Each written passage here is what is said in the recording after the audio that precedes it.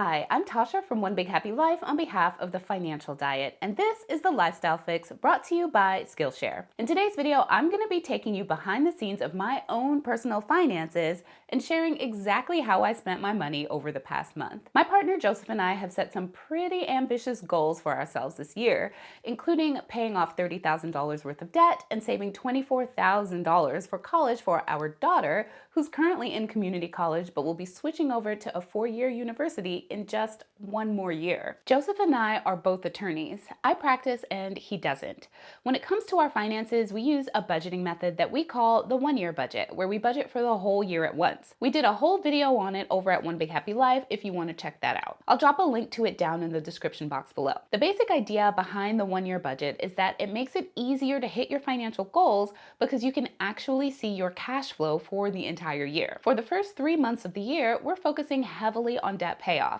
So to kick that off, we decided to do a no spend month in January. I really like doing no spends in January because it's kind of a nice break after the spending flurry of December, and we typically don't have any birthdays or trips that we need to worry about spending for, which makes it the perfect time to go on a spending fast. Okay, so let's take a look at how our January went. First, let's talk about our income. So Joseph and I both make a six-figure income. We also always max out our pre-tax retirement accounts and HSAs. We pay for health, dental, vision, life, and disability insurance, all with pre-tax money, except for one exception, which I'm going to talk about later. We also have our business, One Big Happy Life, that brings in income every single month. That income can vary quite a bit from month to month, and of course we have to pay for things like business expenses and taxes before we can actually pay ourselves. When we budget, we only include our take-home pay. We track our retirement savings in our net worth updates, which we've been sharing every month for the past 2 years on One Big Happy Life. For January, our total take-home pay from all income sources was $16,000.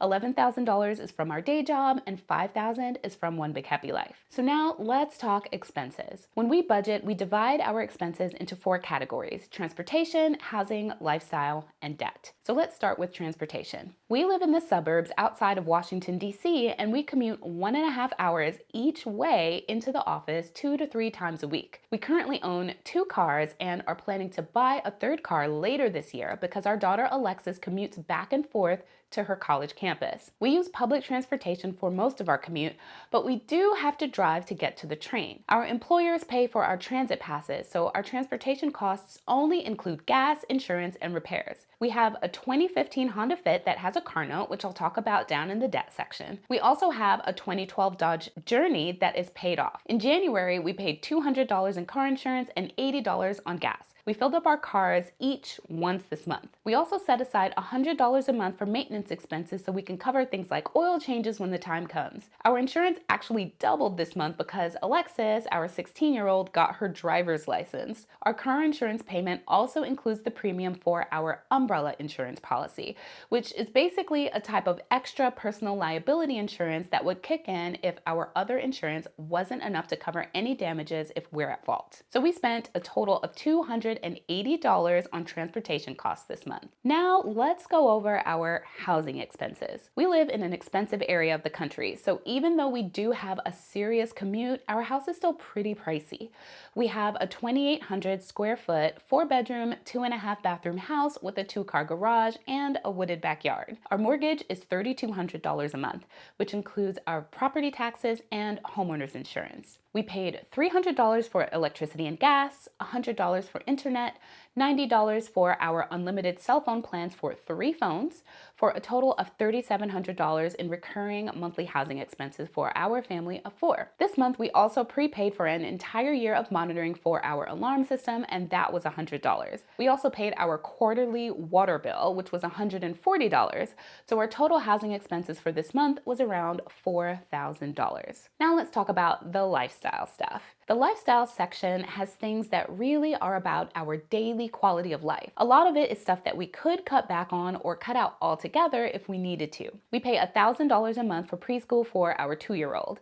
That includes an extra $100 a month that we pay for extended care because he likes to be able to go outside and play with the kids after school, and he gets upset whenever he's leaving and they're still outside playing.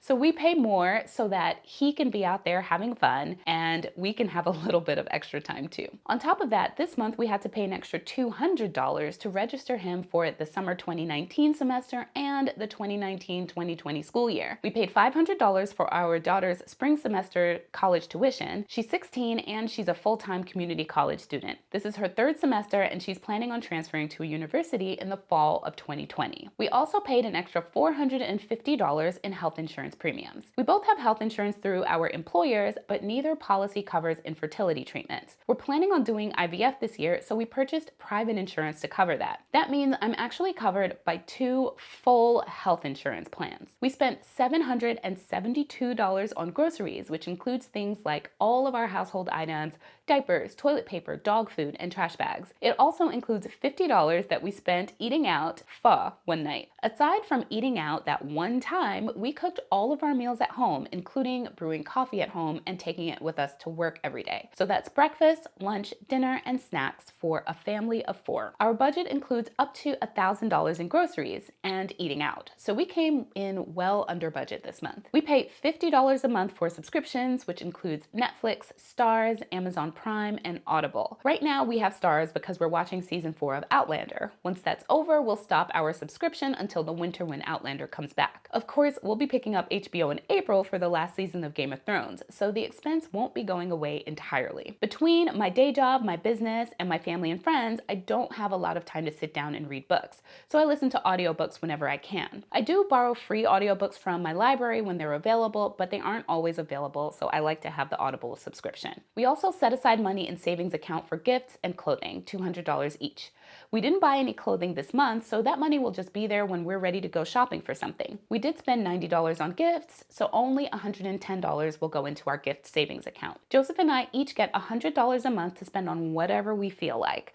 I have no idea what he spent his money on, but I bought myself a new planner that was $50 plus shipping. It's the 2019 Power Sheets Goal Planner. We're making some major shifts in our business this year, so I wanted to have something to help me work through those goals and the progress that I want to make over the next year. Our total lifestyle spending for January was $2,800. Okay, so now let's talk about our debt payments. Like I said, this year we're focused on paying off all of our consumer debt except for our mortgage and student loans. Outside of our mortgage payment, we paid $1,600 in minimum payments on our consumer debts every month, including our student loans. On top of that, this month we put an extra $6,400 towards debt this month, and so we were able to pay off our car note.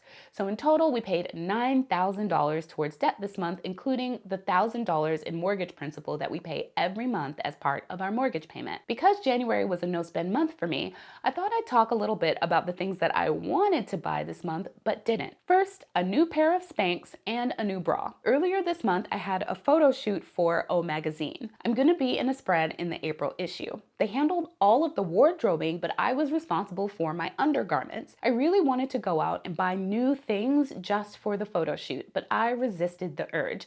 And I'm glad I did because everything turned out just fine. On my way home from New York City after the shoot, I wanted to go to Starbucks for a snack, but didn't. I also wanted to buy a new face cream and get a new tub of brow gel, but instead I'm going to use up every last drop of the products that I currently have, even though the face cream I'm using doesn't appear to be doing much and my eyebrow gel is pretty dried up, so I've just been adding water. Lastly, I really wanted to buy a car this month. Joseph and Alexis had our cars and I needed to go get Reese from school unexpectedly, and I couldn't because I didn't have a car. It was really frustrating and it made me want to finance a car right now instead of waiting 9 months for us to be able to save up the cash. Joseph talked me off the ledge, but unlike the other times that I didn't spend money this month, I'm actually still pretty unhappy about having to play musical Cars for most of 2019. Frankly, I'm willing to pay more in interest so that I can have the flexibility of not having to plan around my other family members' schedules. So I think this is something that Joseph and I will actually revisit in April once we've knocked out the rest of our debt. Now that I've shared the result of my no spend month and where my money goes in a typical month, let's talk about a great place to go shopping for some new life skills: Skillshare. Skillshare is an online learning community with thousands of classes in design, business, technology, and more. Premium membership gives you unlimited access to high-quality classes on essential topics so you can improve your skills, unlock new opportunities, and do the work you love. Looking to brush up your lifestyle photography skills so you can deck out those empty walls in your house? Check out Martin Marie Forsberg's class, Lifestyle Photography, Capturing Inspiring Visual Stories, where she teaches you how to capture stunning stories in a styled yet natural way. Click the link in the description box to join the millions of students already learning on Skillshare today and take advantage of a special offer just for TFD viewers. The first 500 visitors will get 2 months of unlimited access to over 25,000 classes for free. Act now so you don't miss out and start learning today. Thank you so much for watching, and be sure to subscribe and hit that notification bell and tune in here every single Friday for new episodes of The Lifestyle Fix. See you next week.